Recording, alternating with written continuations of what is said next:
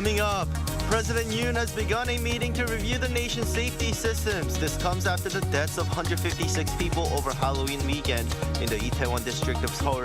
President Yoon has expressed his sorrow over the loss of so many young lives.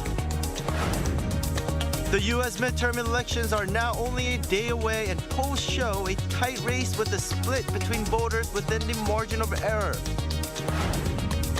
Plus, the UN Climate Change Conference kicks off in Egypt. South Korea's Taegeuk, the newly appointed ambassador of climate and environment, is there as a presidential envoy.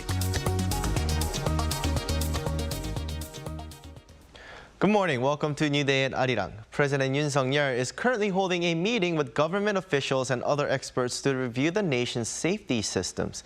In a written briefing on Sunday, President Yoon's Senior Secretary for Public Relations, Kim Eun-hye, said the meeting will focus on thoroughly overhauling and assessing the existing disaster and safety management systems to build a safer Korea. President Yoon also met on Sunday with senior officials from whom he urged more efforts to make Korea a safe place to live.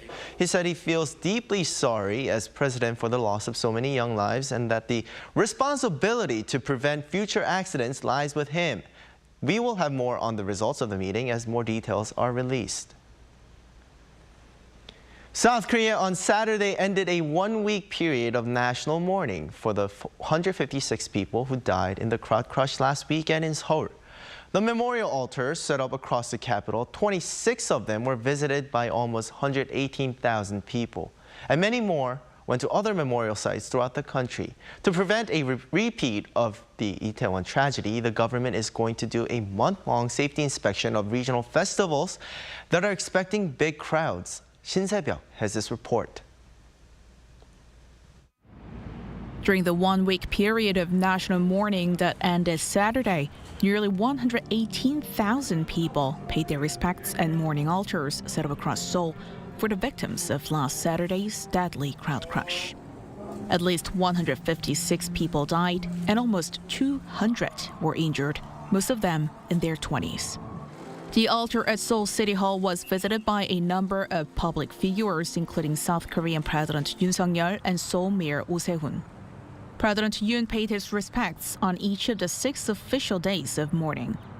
Among the foreign dignitaries who went were German President Frank-Walter Steinmeier and former Japanese Prime Minister Taro Aso. On Sunday, President Yoon and First Lady Kim Gun-hee attended a memorial mass at Myeongdong Cathedral. This was the third religious service he's attended in memory of the victims, following a Buddhist service this past week and a Protestant service on Saturday organized by the United Christian Churches of Korea. The mourning altars in Seoul closed on Saturday as of 10 p.m., with one exception, the memorial at Doksa-pyeong Station near the site of the accident. It will stay open for another week until 10 p.m. on the Saturday the 12th. As of Sunday, funerals have been held for all 130 Korean victims, as have those for 17 foreign victims out of 26. Meanwhile, in the wake of the Itaewon tragedy, the central and regional governments are set to conduct a month-long safety inspection of regional festivals nationwide starting this coming Thursday. They will also look at conditions at certain supermarkets, stadiums, and other attractions. In a meeting Sunday of the Central Disaster and Safety Countermeasures Headquarters, addressing the Itaewon tragedy, Prime Minister Han Duck-soo said the government's top priority is to ensure safety in people's everyday lives. In addition to the festival inspection, the government will devise safety guidelines for events like Halloween that don't have official organizers. Shin Se-byuk, Arirang News. There are those who spin hate about the victims and survivors of the Itaewon crowd crush. They have also been trying to pin the blame on a group of men who they believe instigated the disaster. Experts warn how this can be very harmful. Kim Hyun-seung explains further. The internet turns ugly into a place of victim blaming and witch hunting after the Itaewon crowd crush. Anonymous comments blame victims and survivors for the disaster. They say they shouldn't have gone to Itaewon to party in the first place. This type of victim blaming can be common after a major accident. A psychology expert tells why this happens so often. When there's a big disaster like this one, people are interested in the cause. But when there's no one responsible or to blame, people start to feel fear, and to escape that fear, they start baselessly blaming one person. In psychology, we call that kind of behavior a fundamental attribution error. Viral internet posts also try to pin the blame on a group of men for this disaster. They say 5 or 6 started pushing through the crowd, which is how the accident happened. Hearsay snowballed through social media.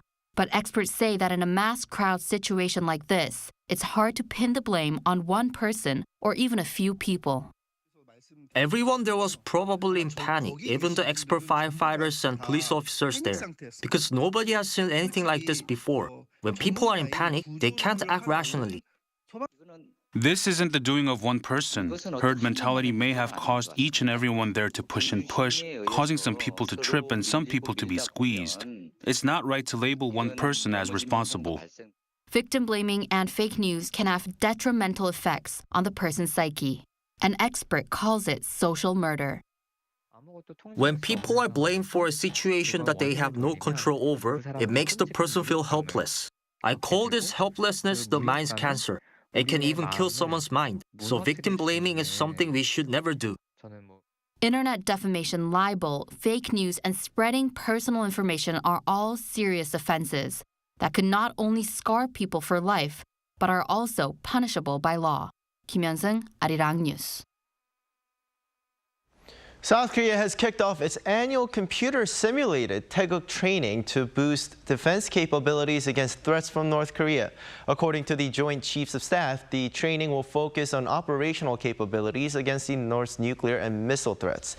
The operational commands of the Army, Navy, and Air Force will take part in the 4-day exercise that does not incorporate field training.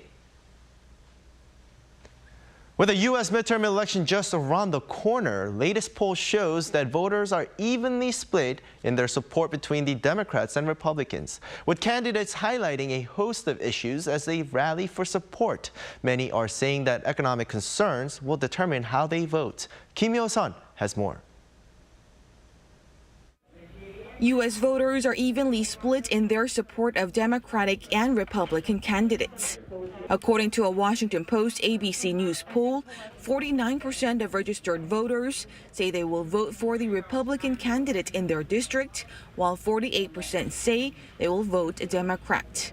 Among likely voters, the stats look similar, with 50% in favor of a Republican against 48% for Democrats. The Washington Post further explains that the Democrats need a clear lead in this metric in order to hold off Republican gains. And indeed, at this point, during the 2018 midterm election, Democrats held a 7% advantage on voter intentions. The poll also shows that economic discontent has resulted in the Republicans holding a significant advantage on the bread and butter issues of the economy. 80% of likely voters say the economy is a top issue when considering their vote, and 77% say the same about inflation. The Republican Party leads the Democrats by a dozen or more percentage points when it comes to the voters' trust in terms of handling the economy and inflation.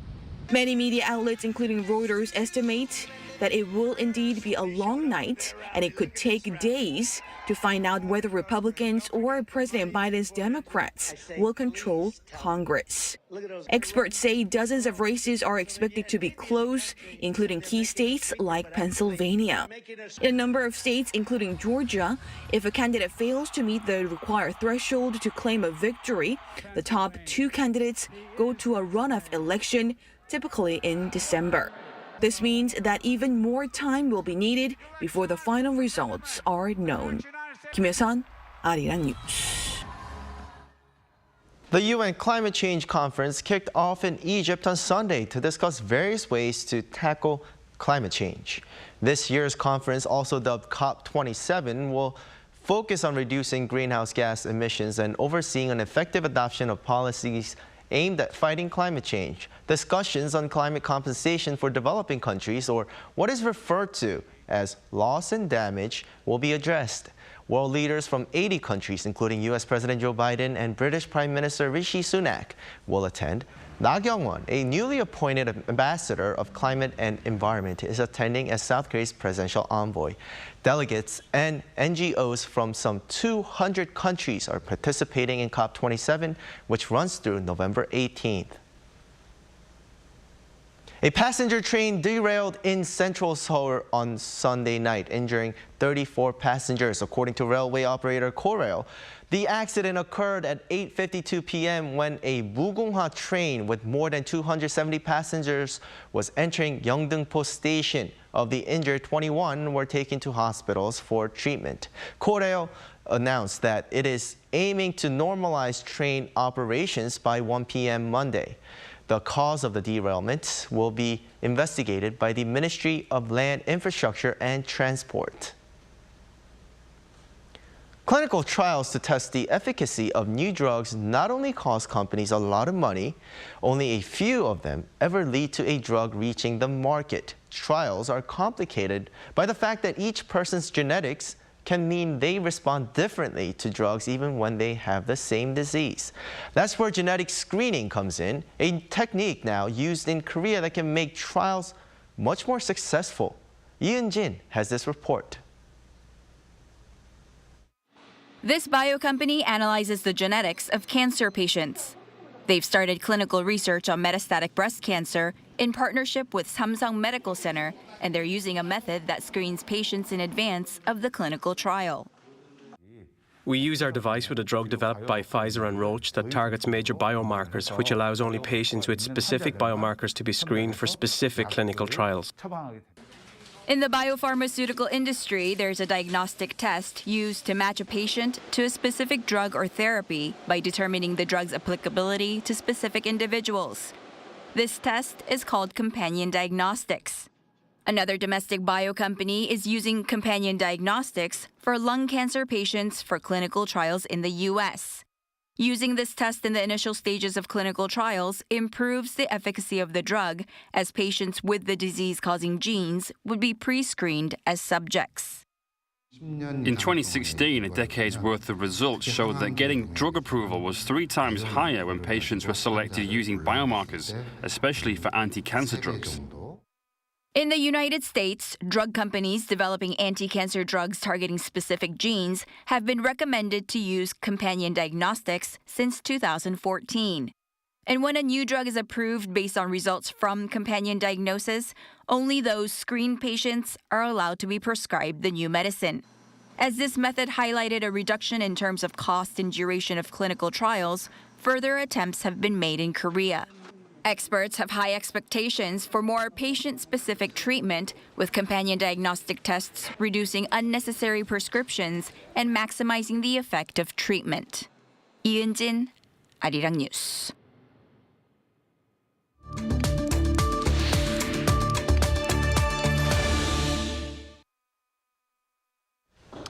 North Korea has recently stepped up intensity of its provocations. Missile launches became more frequent in 2022, but on top of that, we're also seeing artillery shots into buffer zones and warplanes coming close to the border. To make matters worse, South Korean authorities have warned that North Korea is ready for its 7th nuclear test, which could be conducted at any time. For more on the situation here on the peninsula, we have Professor Kim Young-jun of the National Security College with us this morning. Good morning, Professor. Hello, good morning. Now, the window for the predicted 7th nuclear test is now closing. Is there a chance that it might still happen even after the midterm elections? Yeah, many experts expect that North Korea would conduct the 7th nuclear weapon test between the Chinese Party Conference and the U.S. midterm election. But not all of experts expect that way. North Korea often considers domestic political schedule of South Korea, U.S. and China, but mostly North Korea did it based on its own schedule, not by other countries' domestic political schedule situation. So now it's open for North Korea to conduct the 7th nuclear weapon test as a reaction against the ROK U.S. combined action. Right, ROK-US combined action, and I want to dig deeper into that, which was Vigilant Storm, which was an aerial military exercise, one of the biggest in recent times, wrapped up after its initial exercise period was extended. How strong of a message was this to North Korea? Yeah, over the months, North Korea has conducted numerous missile tests, including violation of NLL territory and violation of South-North Korea military agreement. The ROK and the U.S. deliver a strong message by extension of this military exercise as a deterrence against North Korea. So extension of this kind of exercise was a very strong signal against North Korea from the combined effort of the ROK-US extended deterrence. Right. So now I want to get into the series of provocations they had conducted. They've been firing missiles, throughout the past weeks. They've been firing artillery shots. How much economic loss did North Korea endure after all the missiles they launched? And even the planes they had to fly, that cost money for the regime. Will this affect the regime in any way with respect to their domestic policies going forward? Yes, missile test is very expensive and economic burden for North Korea. And as everybody knows, Kim Jong-un wants to develop its economy as their domestic policy. Nonetheless, North Korea has conducted nuclear and missile tests over the decades. How much post-war and North Korean regime will continue this kind of security first policy and then economic policy secondly. Right. Well, that's all we have for this morning. Well, thank you again for joining us, and I hope you have a great day, Professor. Thank you very much. Have a good day.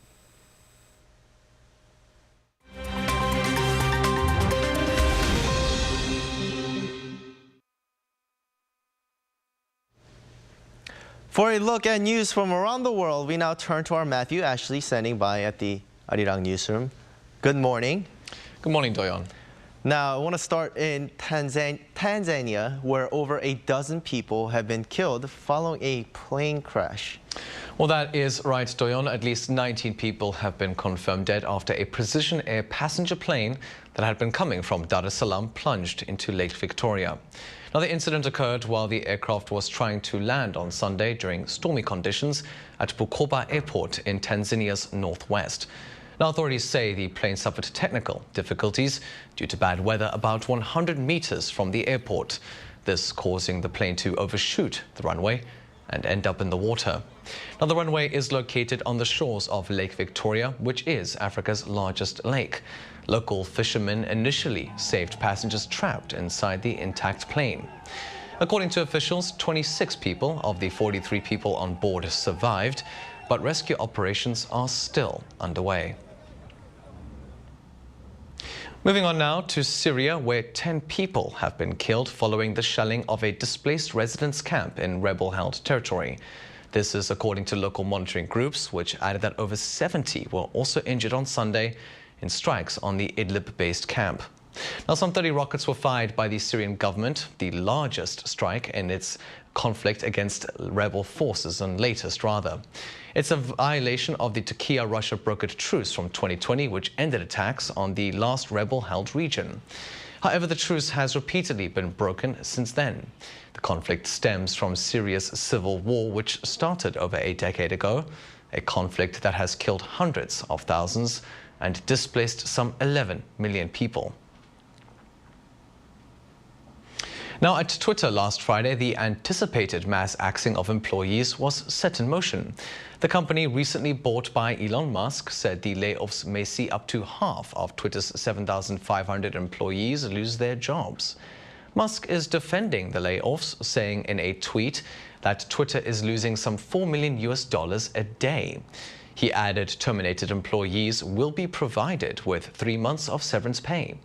The move comes after the Tesla CEO officially acquired the company over a week ago and is looking to revamp the social media giant. And finally, New York City's annual marathon made a full in-person return over the weekend. Starting from Staten Island and finishing at Central Park, Sunday's race saw over 50,000 people participate. Covering a 42-kilometer course, runners jogged through the city's 5 boroughs of the Bronx, Brooklyn, Manhattan, Queens and Staten Island. Evans Chebet and Sharon Lokedi of Kenya crossed the finish line first in the men's and women's races respectively. The marathon was cancelled in 2020 due to COVID-19 and was limited to 30,000 people in 2021.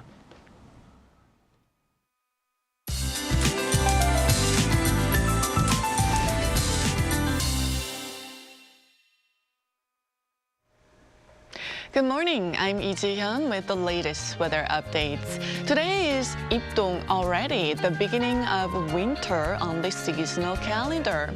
But we won't be seeing major drop in readings, but there will be still wide gaps in readings between lows and highs. Seoul will be going up to highs in the mid-teens, what we would normally have around this time of year. But of course, it's going to be a bit warmer in the southern provinces. Central regions could be seeing spotty rain on the evening commute. Other than east of Gangwon-do province, there could be less than 5 millimeters of light rainfall, which will not help much to ease the dryness in the air, while the south will be under mostly sunny skies. So abundant sunshine is here to kick off the work week, but many parts of the country are having a chilly start. Afternoon highs will be similar to yesterday in the central regions, but down south we'll notice highs a few degrees higher this afternoon. Seoul will be going up to 16 degrees Celsius, Gyeongju, Busan, Jeju, Gwangju topping out at 19 degrees Celsius. Then top temperatures should remain above norms this week. Then rain this weekend will help to relieve the dry conditions nationwide. With that in mind, here's a look at the weather conditions around the globe.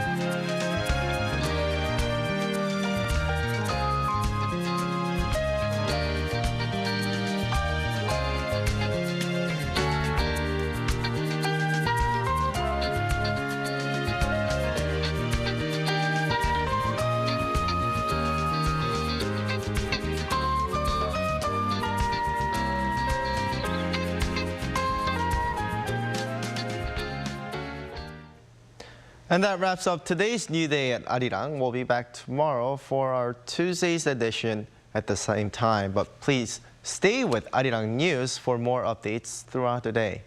Have a lovely day or evening wherever you are, and take care.